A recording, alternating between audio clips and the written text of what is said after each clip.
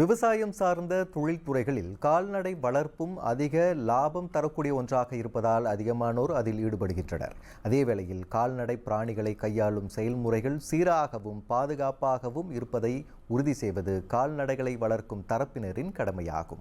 இந்நிலையில் 50 நாடுகளின் விலங்கு நல செயல்பாடுகளை கண்காணிக்கும் பிசி எனப்படும் வாயில்லா ஜீவன்கள் கொடுமை குறியீட்டின் வழி மலேசியாவிற்கு தரச் சான்றிதழ் வழங்கப்பட்டுள்ளது.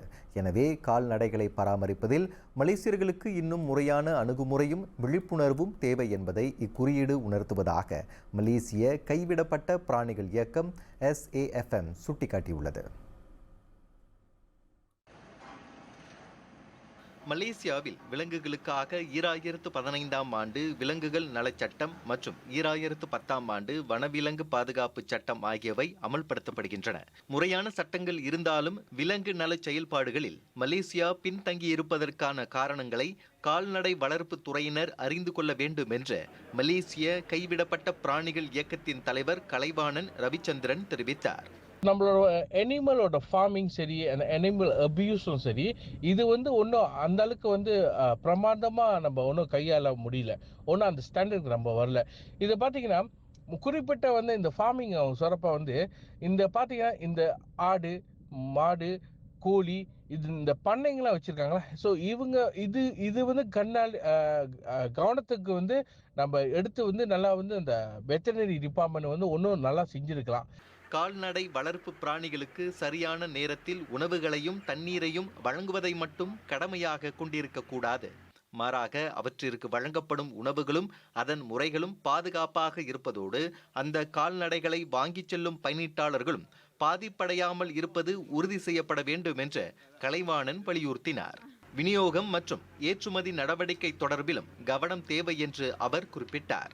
மருந்து கொடுத்தோ இல்லை சாப்பாடை கொஞ்சம் வேற மாதிரி நம்ம கொடுத்தோ அது ஒன்றும் சீக்கிரமாக கோழி ஒன்றும் பெருசாகணும், முட்டை சீக்கிரமாக மெச்சூர் ஆகணும், அது குட்டியில் ஒன்றும் பெருசாகணும். அப்போ தான் அந்த அந்த அந்த நேச்சுரல் வேயை அது நம்ம மாற்றி ஸ்பீடாகிறோம்.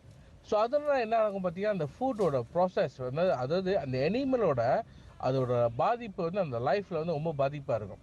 இதனிடையே கால்நடை பிராணிகளுக்கு சுகாதாரம் அத்தியாவசியம் என்பதால் அவை பராமரிக்கப்படும் இடங்களும் பண்ணைகளும் தூய்மையாக இருப்பதும் அவசியம். அதில் அலட்சியம் காட்டினால் அந்த கால்நடைகளின் சுகாதாரம் பாதிக்கும் என்றும் அவர் நினைவூட்டினார். இப்பிரச்சனைகளுக்கு தீர்வு காண்பதற்கு குறிப்பிட்ட சட்டங்கள் மற்றும் விதிமுறைகள் பின்பற்றப்படுவதை அரசாங்கம் கண்காணிக்க வேண்டும் என்று கலைவாணன் ஆலோசனை கூறினார். ஸோ இதுக்கு எப்படி கையாளலாம், யாரு தான் அதுக்கு பொறுப்புன்னு கேட்டீங்கன்னா, ஆக்சுவலி நம்ம எல்லாமே தான் பொறுப்பு. ஓகேங்களா. அரசாங்கம் மதியில் நம்மளுக்கு ஜபாத்தான் வெத்திரினர் இருக்காங்க. ஒரு டிபார்ட்மெண்ட் இருந்தோம். பட் அந்த புங்வாட் கோசான்னு சொல்லுவாங்களே, அதாவது என்ஃபோர்ஸ்மெண்ட், அந்த என்ஃபோர்ஸ்மெண்ட் பார்த்தீங்கன்னா கரெக்டான முறையில் செஞ்சுருக்கான். ஒன்று அதிகப்படுத்த எங்கே அந்த குறையை கண்டுபிடிச்சி அந்த குறையை அவங்க ஒன்றும் கரெக்டாக பார்த்து நம்ம செயல்படுத்தலாம். வரும் காலங்களில் மலேசியாவின் தரம் சிறந்த அடைவு நிலையில் இருப்பதற்கு கால்நடை வளர்ப்புத்துறை அதிக முனைப்பு காட்ட வேண்டும் என்றும் கலைவாணன் பர்னாமா செய்திகளிடம் தெரிவித்தார்.